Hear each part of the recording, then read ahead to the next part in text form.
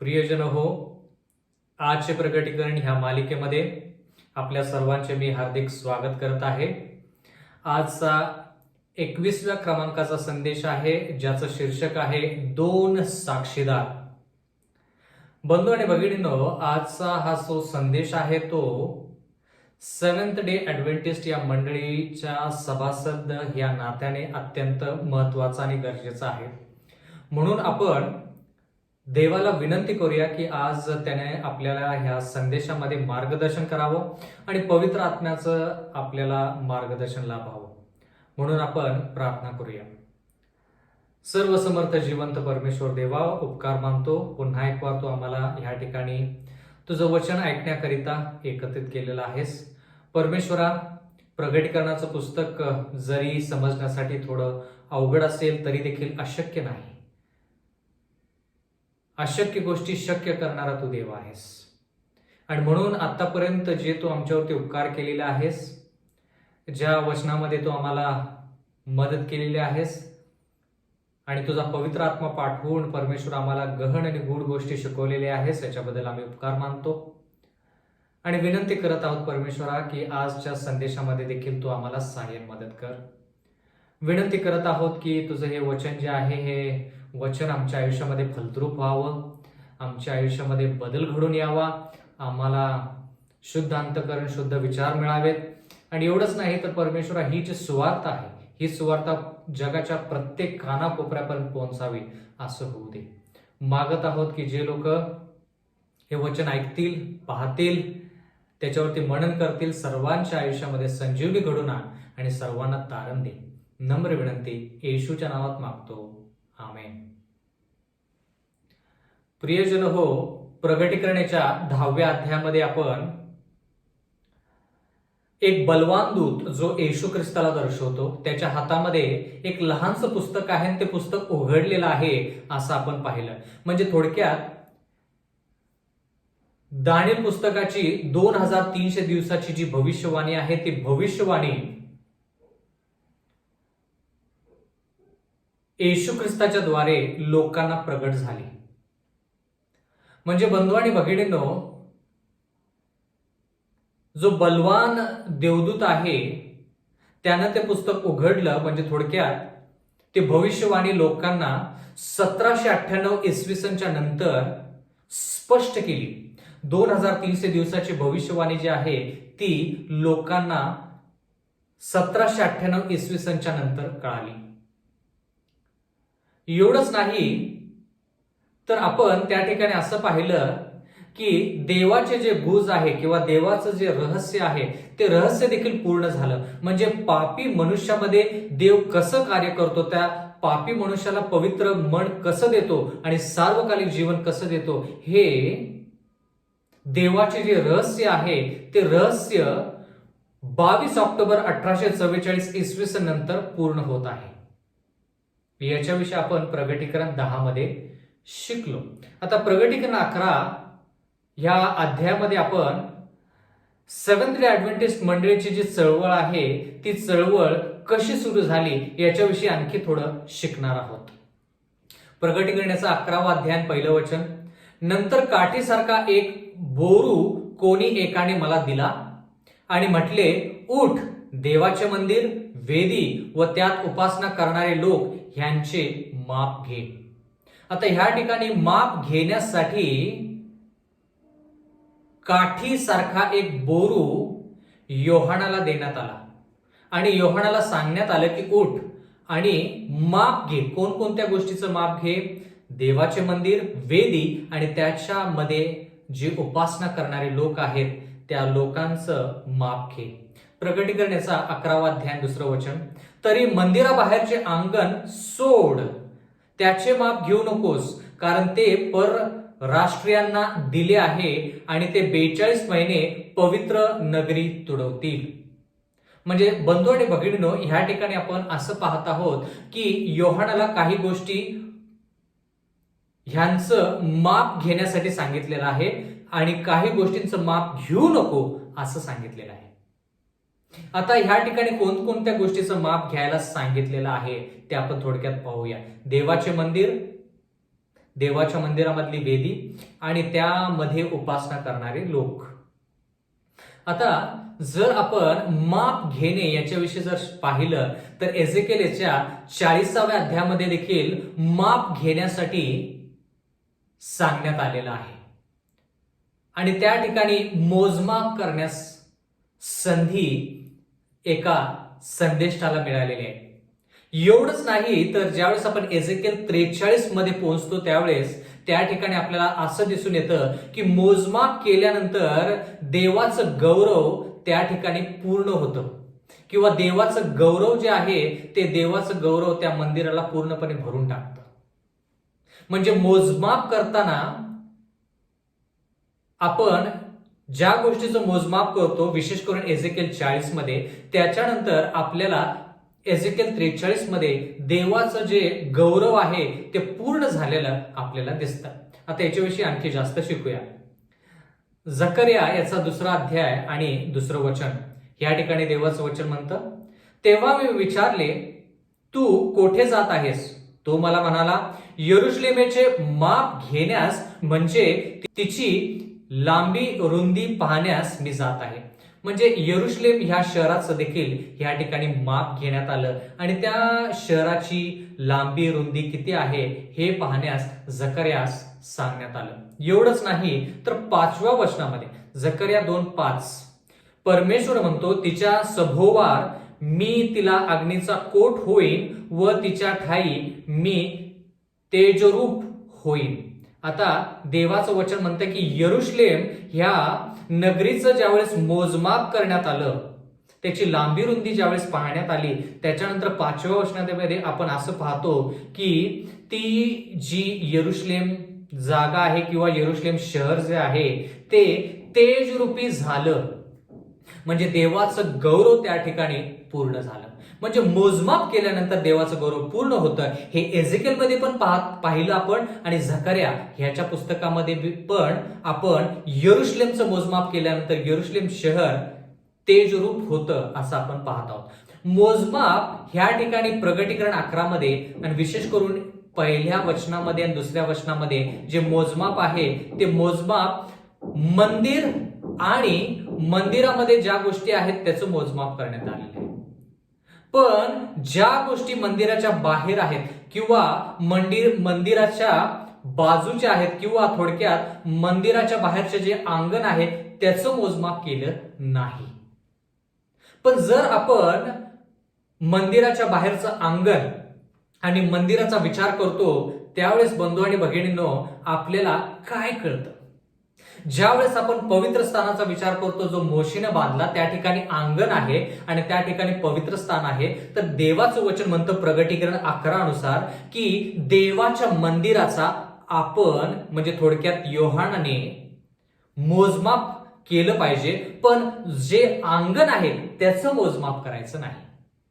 पण जरा लक्ष द्या बंधू आणि भगिनींनो, ज्यावेळेस मोशेनं पवित्र स्थान बांधलं म्हणजे अंगण आणि पवित्र स्थान बांधलं तर अंगणामध्ये कोकरू वधलं जायचं आणि ते कोकरू येशू ख्रिस्ताला दर्शवतं आणि मग त्या कोकराचं रक्त घेतलं जायचं आणि पवित्र स्थानामध्ये जाऊन परमपवित्र स्थानामध्ये जाऊन ज्या गोष्टी ज्या विधी आहेत त्या विधी पार पाडल्या जायच्या. म्हणजे थोडक्यात येशू ख्रिस्त ह्या भूतलावरती असताना तो वधस्तंभावरती प्राण देता झाला, तो अनुभव जो आहे तो अंगणाचा अनुभव आहे. आणि येशू ख्रिस्त स्वर्गारोहण झाला त्यावेळेस स्वर्गामध्ये पवित्र स्थानामध्ये आणि त्याच्यानंतर परम पवित्र स्थानामध्ये त्यानं पदार्पण केलं. हे येशू ख्रिस्ताचं स्वर्गामधली जी सेवा आहे त्याला दर्शवतं.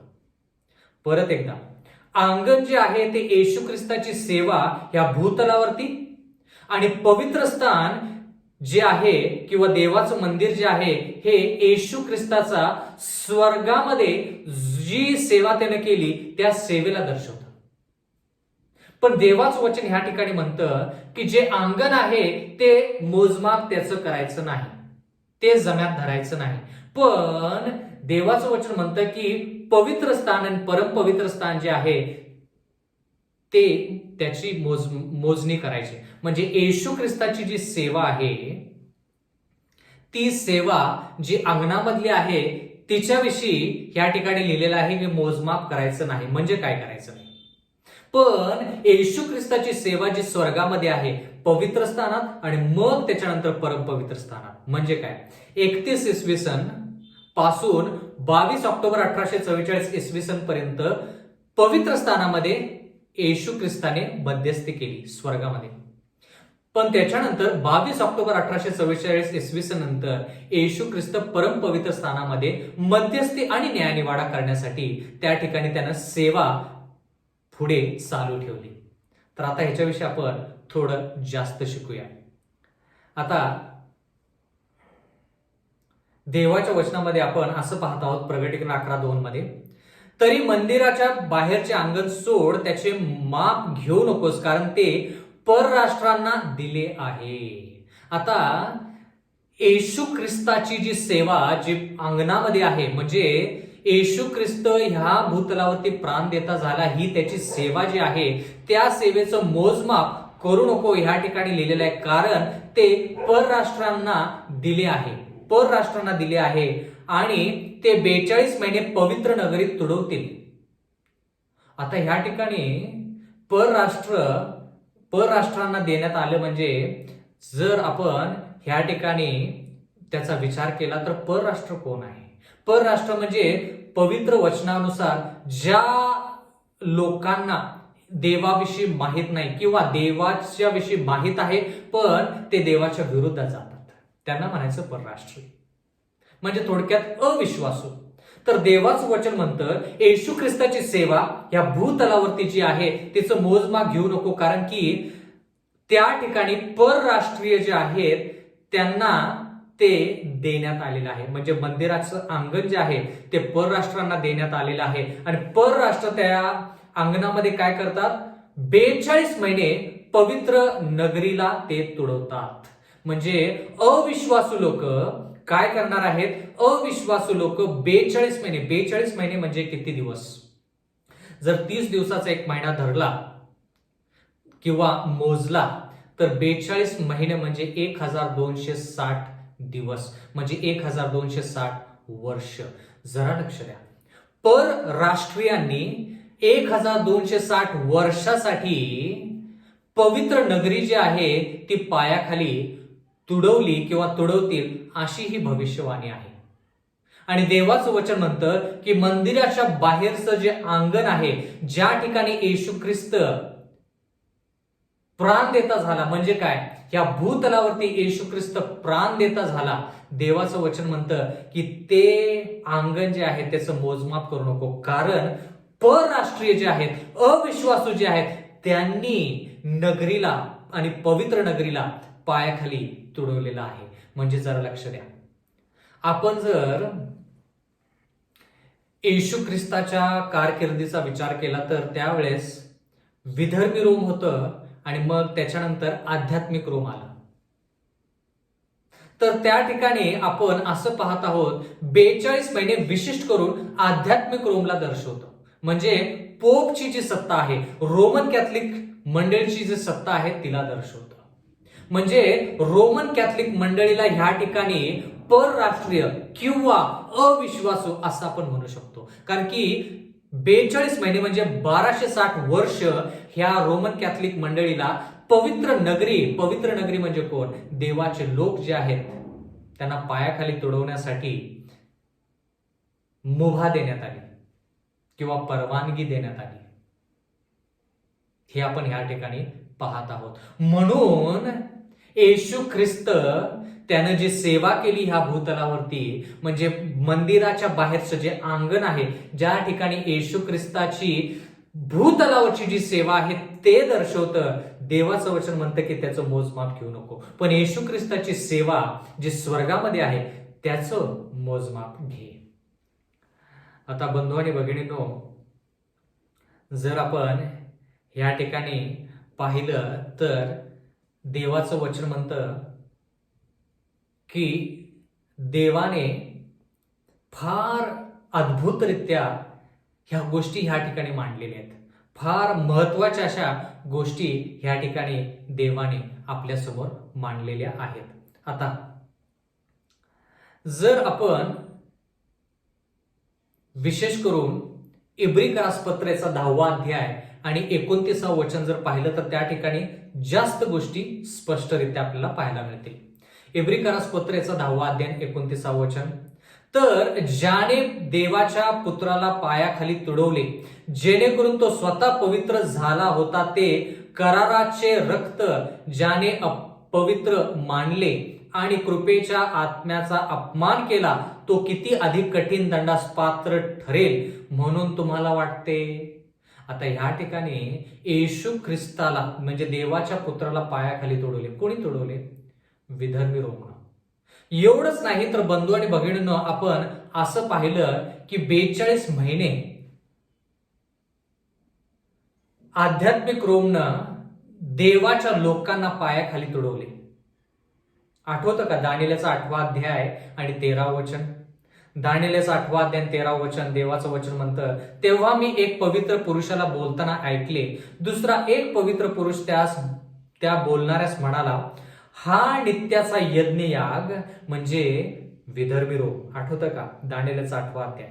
हा नित्याचा यज्ञयाग म्हणजे विधर्मी रोम, विध्वंसमूलक पातक म्हणजे आध्यात्मिक रोम, पवित्र स्थान म्हणजे देवाचे पवित्र स्थान व सैन्य ही पायाखाली तुडवणे, ह्या दृष्टांतात पाहिलेल्या गोष्टी कोठवर चालणार। सैन्य म्हणजे देवाचे लोक।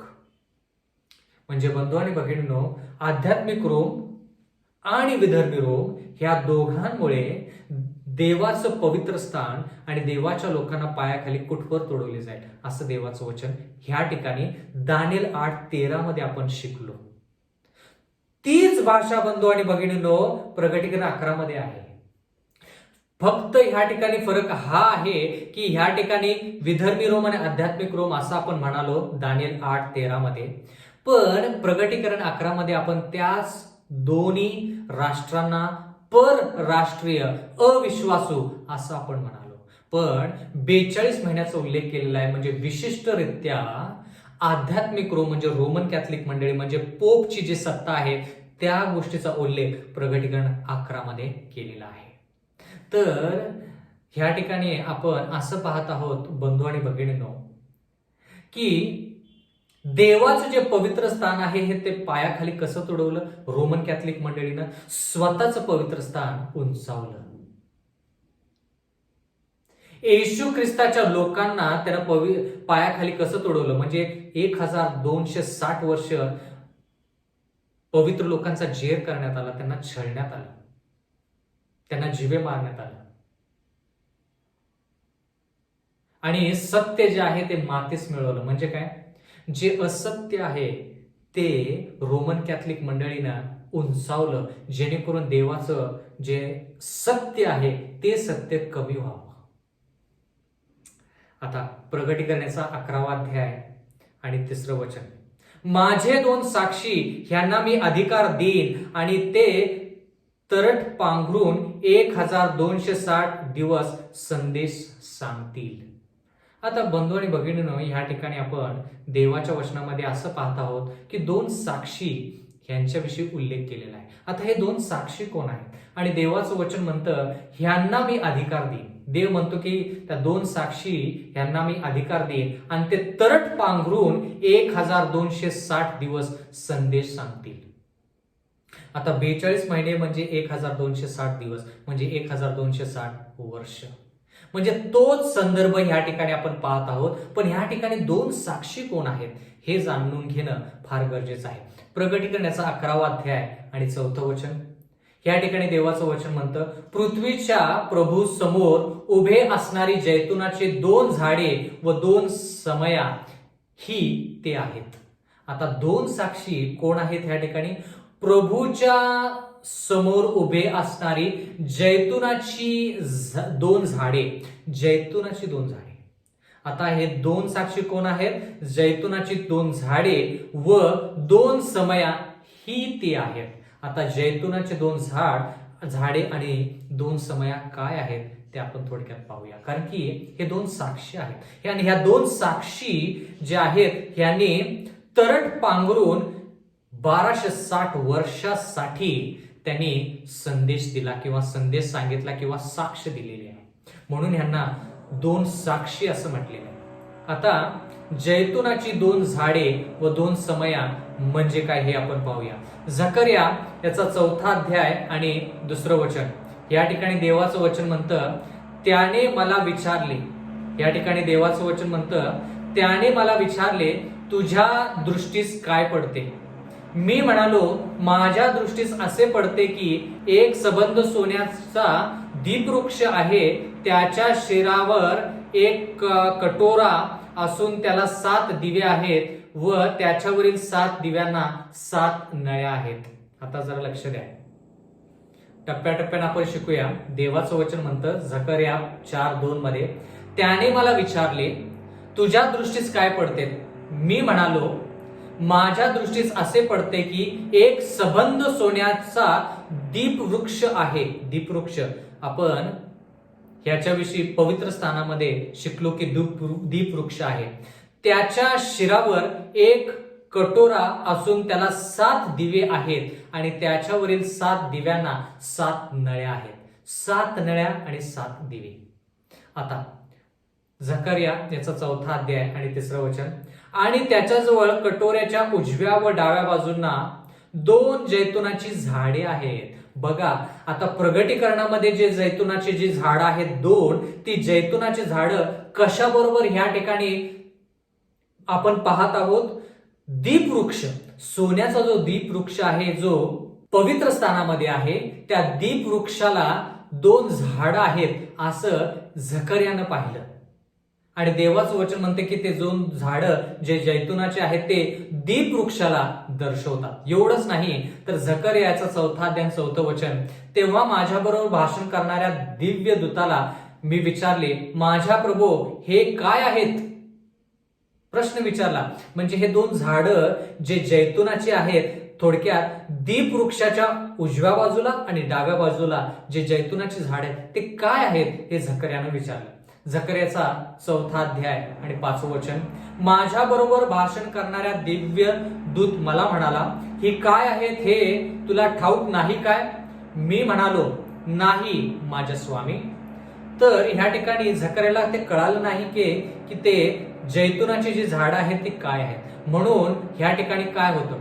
झकर्याचा 4था अध्याय आणि 6वं वचन, तेव्हा त्याने मला उत्तर केले, जरुबाबेलास परमेश्वराचे हे वचन आहे.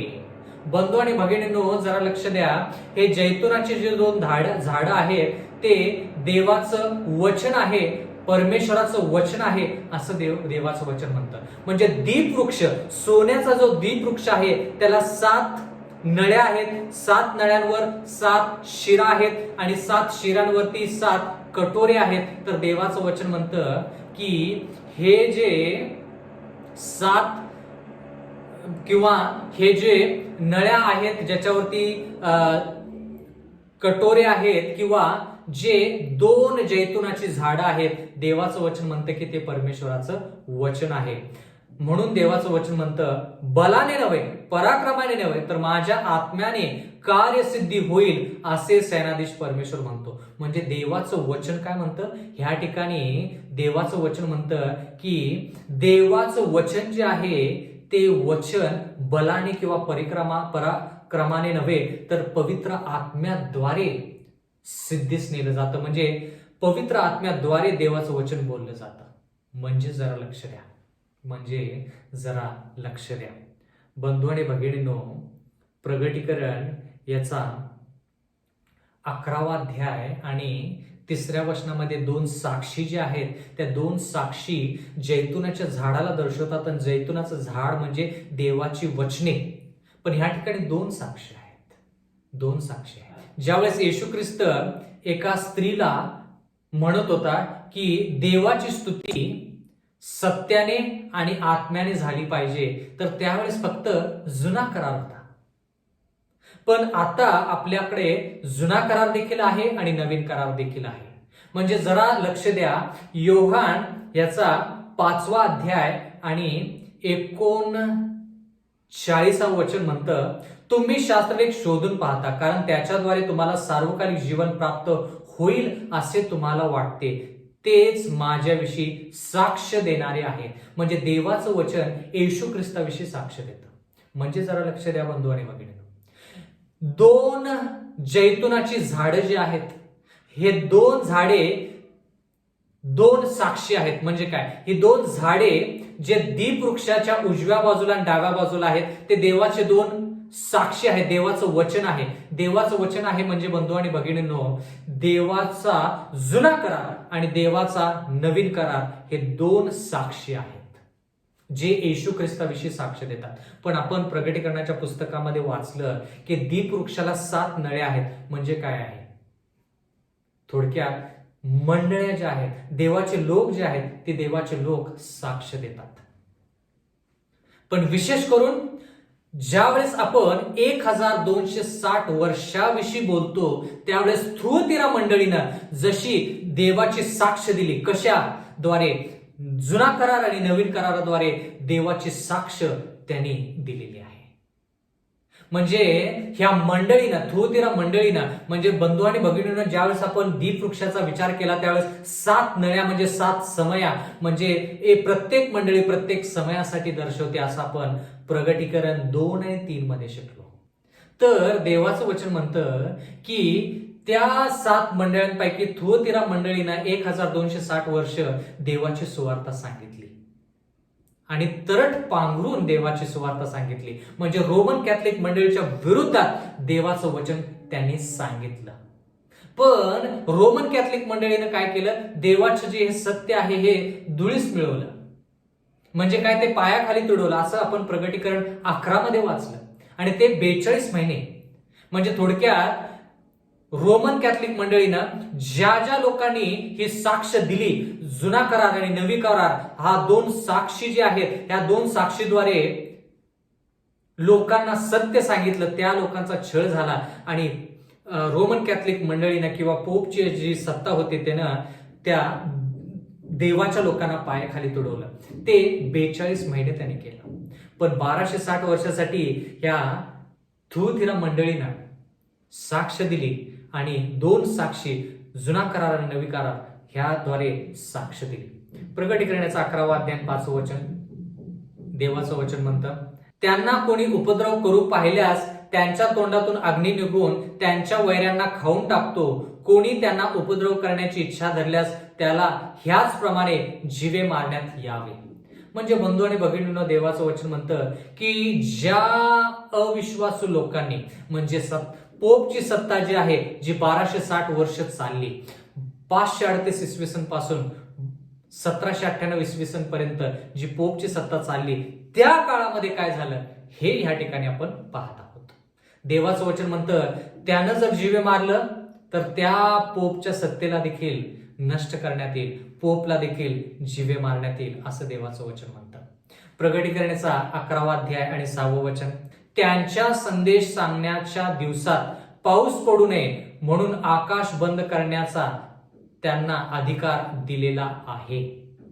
पाण्याचे रक्त करण्याचा अधिकार त्यांना पाण्यावर आहे आणि वाटेल तेव्हा पृथ्वीला सर्व पीडा पीडित करण्याचाही त्यांना अधिकार देण्यात आला आहे. म्हणजे जरा लक्ष द्या बंधू आणि भगिनींनो, पाऊस पडू नये. जुन्या करारामध्ये ज्यावेळेस आपण विचार करतो तर एलियाच्या काळामध्ये, एलिया संदेशाच्या काळामध्ये पाऊस पडला नाही, कारण की त्या ठिकाणी जी सत्ता चालू होती इजबेल राणीची, त्या सत्तेखाली 3.5 वर्ष पाऊस पडला नाही. म्हणजे थुअतीरा मंडळीच्या वेळेस देखील आपण एजबेल मंडळीविषयी शिकलो, एजबेल स्त्रीविषयी शिकलो. एजबेल म्हणजे रोमन कॅथलिक मंडळी. तर 3.5 वर्ष देवाचं वचन म्हणतं की पाऊस पडू नये. म्हणजे थोडक्यात 3.5 वर्ष त्यांनी सत्ता चालवली. कोणी? एजबेल राणीनं. म्हणजे काय?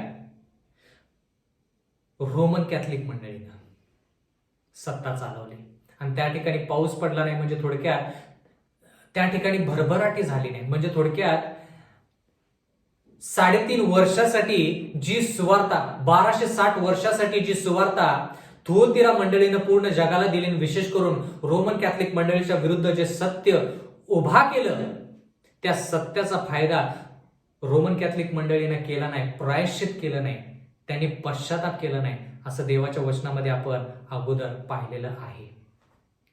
प्रगटीकरणाचा 11वा अध्याय आणि 7वं वचन. त्यांनी आपली साक्ष देणे समाप्त केल्यावर अथांग डोहातून वर येणारे श्वापद त्यांच्याबरोबर लढाई करील आणि त्यांना जिंकून जीवे मारेल. आता जरा लक्ष द्या. देवाचं वचन ह्या ठिकाणी आपल्याला असं सांगतं की त्यांनी आपली साक्ष जी आहे ती समाप्त केल्यानंतर, आता साक्ष कोण देत आहे? थोतिरा मंडळी. थोडक्यात देवाचं वचन म्हणतं की 1260 वर्ष ज्यावेळेस देवाची साक्ष देण्यात आली त्याच्यानंतर अथांग डोहातून एक श्वापद वर आले. श्वापद म्हणजे एक राष्ट्र वर आले. ह्या ठिकाणी प्रगटीकरणाचा 11वा अध्याय आणि 8वं वचन देवाचं वचन म्हणतं, आणि आध्यात्मिक दृष्टीने सदोम व मिसर म्हटलेले असे जे मोठे नगर आणि ज्यात त्यांचा प्रभू वधस्तंभावर खेळण्यात आले होते त्यांच्या रस्त्यावर त्यांचे प्रेते पडून राहतील. आता बंधू आणि भगिनींनो, देवाचं वचन म्हणतं की आध्यात्मिक दृष्टीने सदोम व मिसर म्हटलेले असे जे मोठे नगर. आता सोदोम आध्यात्मिकरित्या विचार करायचा आहे या ठिकाणी, कारण की देवाचं वचन म्हणतं की आध्यात्मिक दृष्टीने सदोम व मिसर म्हटलेले. आता सदोम म्हणजे थोडक्यात त्या ठिकाणी वाईट वासना ज्या आहेत त्या वासनेचं शहर म्हणजे जुन्या करारामधलं सदोम, आणि मिसर म्हणजे त्या ठिकाणी ज्या राष्ट्राने जिवंत देवाचा स्वीकार केला नाही किंवा जिवंत देवाला मानलं नाही त्या मिसर देशाविषयी या ठिकाणी देवाचं वचन म्हणतं. तर अशा प्रकारच्या देशाच्या विरुद्ध अथांग डोहातून एक श्वापद आलं आणि लढलं. अथांग डोहातून, अथांग डोह म्हणजे थोडक्यात बंधू आणि भगिनींनो, ज्या डोहाला शेवट नाही, म्हणजे ज्या ठिकाणी आपण असं पाहतो की त्या ठिकाणी काही समाप्ती नाही. तर अथांग डोहातून एक श्वापद वर आलं. ज्यावेळेस आपण पाहतो की सदोम म्हणजे वाईट वासना, ज्या ठिकाणी लोकांनी वाईट वासनेद्वारे आयुष्य जगले किंवा वाईट वासनेद्वारे त्यांनी आयुष्य पुढे वाटचाल केली किंवा त्यांच्यामध्ये वाईट वासना होती, असं सदोम हे शहर, आणि मिसर म्हणजे ज्या ठिकाणी जिवंत देवाला देव म्हणून मानण्यात आलं नाही, त्या दोन गोष्टी आध्यात्मिक रूप म्हणजे पोप मध्ये होत्या. म्हणून अथांग डोहातून एक राष्ट्र वर आले आणि त्यानं ह्या लोकांवरती लढाई केली. म्हणजे जरा लक्ष द्या, जर आपण पाहिलं की कोणत्या राष्ट्राने ह्या पोपच्या सत्तेला इजा किंवा लढा दिला तर आपल्याला कळेल की फ्रान्स हा जो देश आहे ह्या देशाने ह्या रोमच्या सत्तेविरुद्ध लढाई केली. कारण की का, फ्रान्सचं जे हे राष्ट्र आहे, हे राष्ट्र त्या काळामध्ये कोणत्याही देवाला मानत नव्हतं, आणि फ्रान्सचं जे हे राष्ट्र आहे हे ह्या पोपच्या सत्तेला कंटाळून ह्या पोपच्या सत्तेच्या विरोधात गेलं. म्हणून अथांग डोहातून जे श्वापदवर आलं ते फ्रान्सला दर्शवतं. कारण की ह्या अथांग डोहातून निघालेल्या श्वापदाने सोदोम आणि मिस्र यांचे जे गुणधर्म असलेलं रोमन कॅथलिक मंडळी किंवा रोमची जी सत्ता किंवा पोपची जी सत्ता आहे ती पोपची सत्ता सदोम आणि मिस्र ह्या देशामधले जे गुणधर्म आहेत त्यानं दर्शवलेलं आहे. आणि फ्रान्स ह्या देशाने या रोमन कॅथलिक लोकांवरती किंवा रोम म्हणजे पोपच्या सत्तेवरती लढाई केली आणि पोपला पराजित केलं. आणि ते कधी झालं? 1798 इसवी सन मध्ये. आता पुढे देवाचं वचन म्हणतं प्रगटीकरण 11:9 मध्ये, लोक, वंश, निरनिराळ्या भाषा बोलणारे व राष्ट्र ह्यातील लोक ती त्यांची प्रेते 3.5 दिवस पाहतील आणि ती कबरात ठेवू देणार नाहीत. देवाचं वचन म्हणतं की 3.5 वर्ष हे प्रेत पाहतील, म्हणजे 3.5 वर्ष देवाचं वचन म्हणतं की फ्रान्स जे आहे ते 3.5 वर्ष पोपच्या सत्तेच्या विरोधात लढेल. म्हणजे जरा लक्ष द्या, पोपच्या सत्तेच्या विरोधात का लढत? अथांग डोहातून हे जे श्वापद हा जे राष्ट्र आलेला आहे हे पोपच्या सत्तेच्या विरोधात कधी लढल? 1793च्या आसपास ही लढाई सुरू होईल.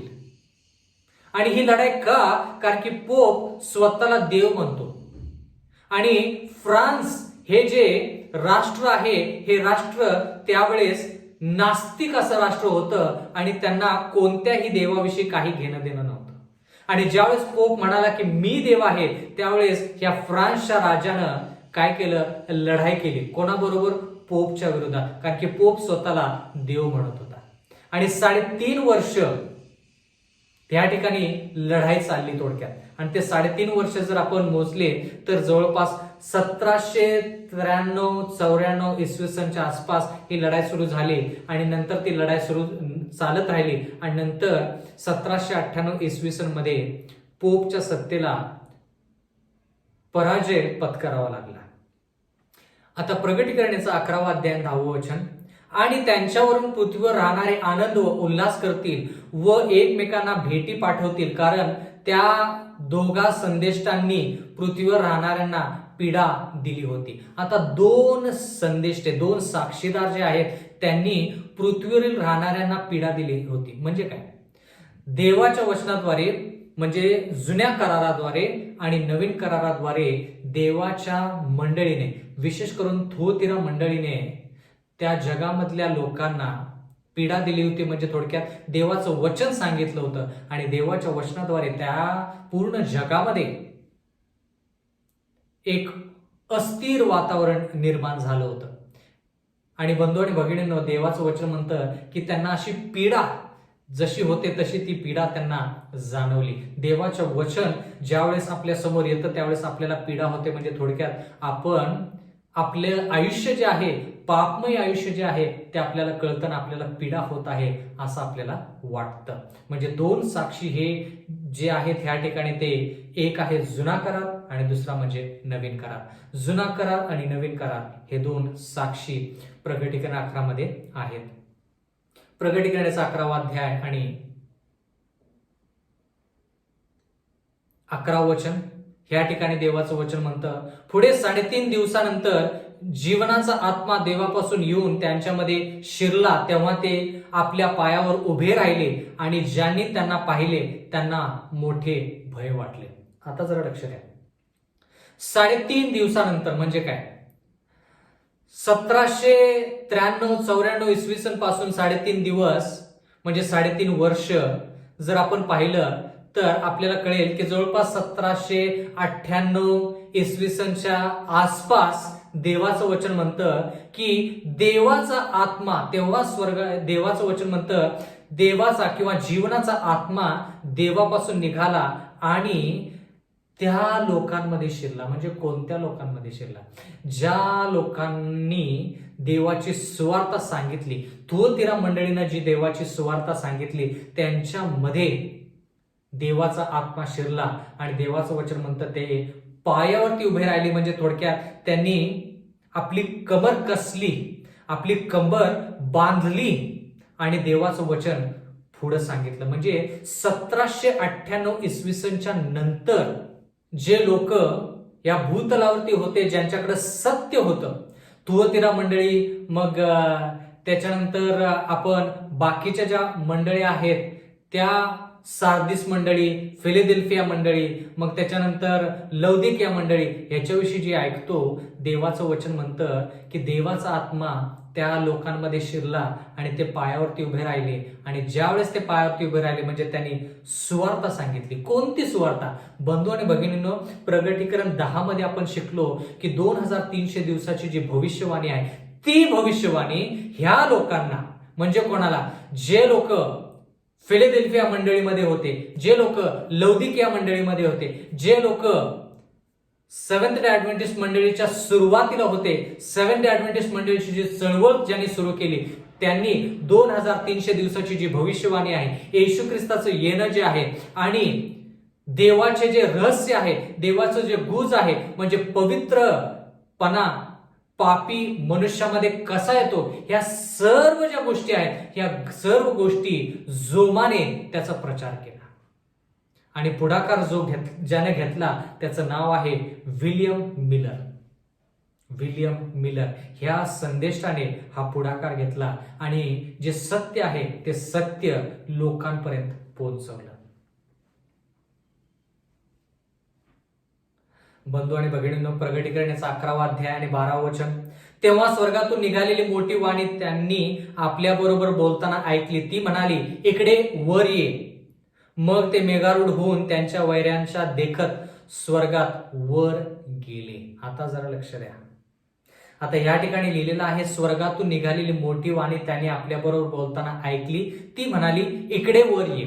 आता इकडे वर ये आणि काय, मग ते मेघारूढ होऊन त्यांच्या वैऱ्यांच्या देखत स्वर्गात वर गेले. स्वर्गात वर गेले म्हटले म्हणजे ते उंचावले गेले. म्हणजे जरा लक्ष द्या बंधू आणि भगिनींनो, 1798 इसवी सनच्या नंतर 2300 वर्षाची जी भविष्यवाणी आहे, येशू ख्रिस्ताचं जे गुज आहे किंवा देवाचं जे रहस्य आहे, या सर्व जे सत्य आहे हे सर्व सत्य त्या लोकांना प्रगट झालं. आणि देवाचं वचन म्हणतं की त्यांनी देवाची सुवार्ता पूर्ण जगामध्ये सांगितली. म्हणजे जेवढं जमल त्यांनी तेवढं देवाची सुवार्ता सांगितली. पण फ्रान्सनं त्यावेळेस बायबल जे आहे किंवा ख्रिस्ती धर्म जो आहे तो पूर्णपणे नष्ट करण्याचा प्रयत्न केला. त्यानं पोपच्या सत्तेच्या विरोधात लढाई केली. पोपला त्याने पराजित केलं, कारण की पोप देवाच्या विरोधात गेला.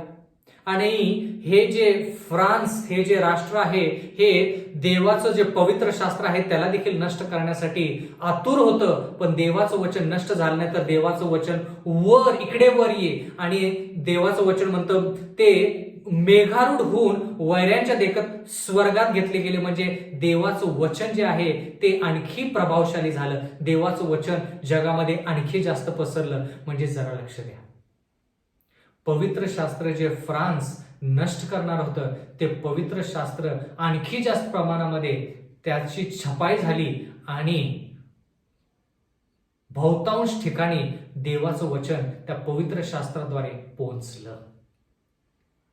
म्हणजे बंधू आणि भगिनींनो, प्रगटीकरण 10 आणि प्रगटीकरण 11 हे अध्याय आपल्यासाठी फार गरजेचे आहेत. कारण की त्या ठिकाणी आपण असं पाहत आहोत की सत्य जे आहे ते सत्य 1798 इसवी सन नंतर जी भविष्यवाणी जी मुद्रित केली होती, 2300 वर्षाची जी भविष्यवाणी जी मुद्रित केली होती ती प्रगट झाली. परमेश्वराचं रहस्य प्रगट झालं. येशू ख्रिस्ताविषयी येणं जे आहे ते लवकर आहे याच्याविषयी कळालं. आणि परमपवित्र स्थानामध्ये न्यायनिवाडा सुरू होणार आहे याच्याविषयी देखील कळालं.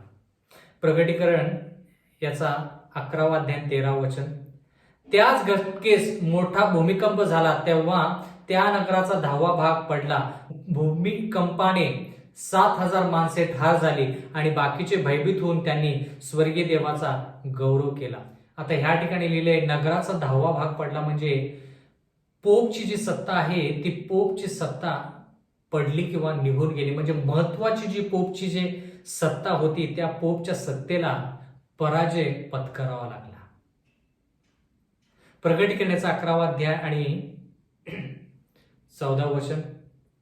दुसरा अनर्थ होऊन गेला आहे, पहा तिसरा अनर्थ लवकर होणार आहे. आता जरा लक्ष द्या, ज्यावेळेस आपण 7 करण्याविषयी पाहिलं त्यावेळेस पहिले 4 करणे आपण वेगळे पाहिले आणि त्याच्यानंतर बाकीचे 3 करणे जे आहेत ते 3 अनर्थ आहेत असं आपण म्हणालो. 5वा करना पहिला अनर्थ, 6वा करना दुसरा अनर्थ आणि 7वा करना तिसरा अनर्थ. म्हणजे प्रगटीकरण 11:14 मध्ये असं लिहिलेलं आहे, दुसरा अनर्थ होऊन गेला आहे. म्हणजे वाईट गोष्ट जी आहे ती होऊन गेलेली आहे. दुसरा अनर्थ म्हणजे 6वा कर्णा जो आहे तो वाजलेला आहे. आता लिहिलेलं आहे, पहा तिसरा अनर्थ लवकर होणार आहे. तिसरा अनर्थ लवकर होणार आहे म्हणजे काय, तिसऱ्या अनर्थामध्ये आणि दुसऱ्या अनर्थामध्ये थोडा वेळ आहे. 5वा कर्णा ज्यावेळेस वाजला त्या 5व्या कर्ण्यामध्ये आणि 6व्या कर्ण्यामध्ये वेळ किंवा अवकाश नाही. पण ज्यावेळेस आपण प्रगटीकरण 11 मध्ये पाहतो आणि विशेष करून 14 वचन त्या ठिकाणी लिहिलेलं आहे, दुसरा अनर्थ होऊन गेलेला आहे, म्हणजे चौथा करणा वाजून गेलेला आहे आणि तिसरा अनर्थ लवकर होणार आहे, म्हणजे 7वा करणा लवकरच वाजणार आहे. तर 6व्या आणि 7व्या करण्याच्या मध्ये थोडा अवकाश आहे. 7वा करणा कधी सुरू झाला आपण याच्याविषयी अगोदर पाहिलेला आहे. 22 ऑक्टोबर 1844 इसवी सन मध्ये 7वा करणा सुरू झाला. म्हणजे बंधू आणि भगिनींनो, 1840 इसवी सन पासून 1844 इसवी सन मध्ये थोडा जो अंतर आहे त्याच्याविषयी देखील आपण पाहिलं पाहिजे. तर आपण असं पाहत आहोत की 6व्या करण्यामध्ये आणि 7व्या करण्यामध्ये थोडा अवकाश आहे. प्रगटीकरण याचा 11वा अध्याय 15 वचन, 7व्या देवदूताने करणा वाजवला तेव्हा स्वर्गात मोठ्या वाण्या झाल्या, त्या म्हणाल्या, जगाचे राज्य आमच्या प्रभूचे व त्याच्या ख्रिस्ताचे झाले आहे आणि ते युगानुयुग राज्य करील. 7वा करणा कधी वाजला? जर आपण 19व्या वचनाकडे गेलो, प्रगटीकरण 11:19, त्या ठिकाणी देवाचं वचन म्हणतं, तेव्हा देवाचे स्वर्गातील मंदिर उघडण्यात आले, त्याच्या मंदिरात त्याच्या कराराचा कोश दृष्टीस पडला आणि विजा चमकल्या, गर्जना व मेघांचे गडगडाट झाले, भूमिकंप झाला व मोठ्या गारांची वृष्टीही झाली. टप्प्याटप्प्याने 7वा करणा ज्यावेळेस वाजतो त्यावेळेस देवाचं वचन म्हणतं, देवाच्या स्वर्गातील मंदिर उघडण्यात आले.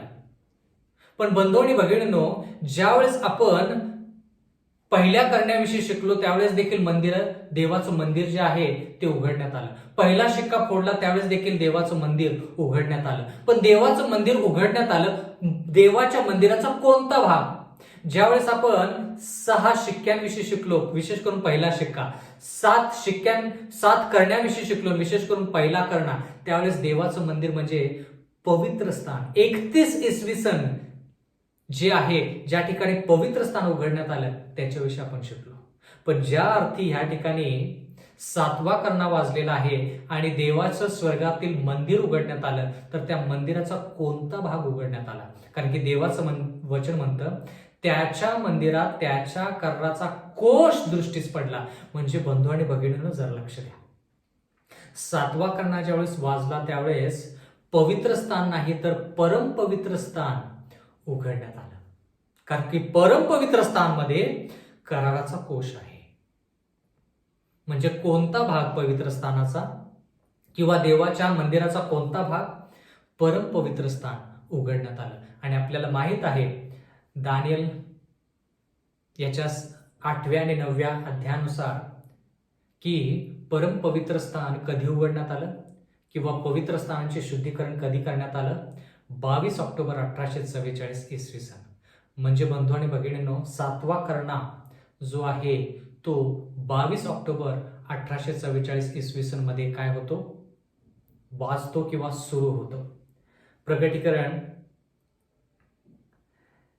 याच्या 11व्या अध्यायामध्ये 15व्या वचनामध्ये लिहिलेलं आहे, 7व्या देवदूताने करणा वाजवला तेव्हा स्वर्गात मोठ्या वाणी झाल्या, त्या म्हणाल्या.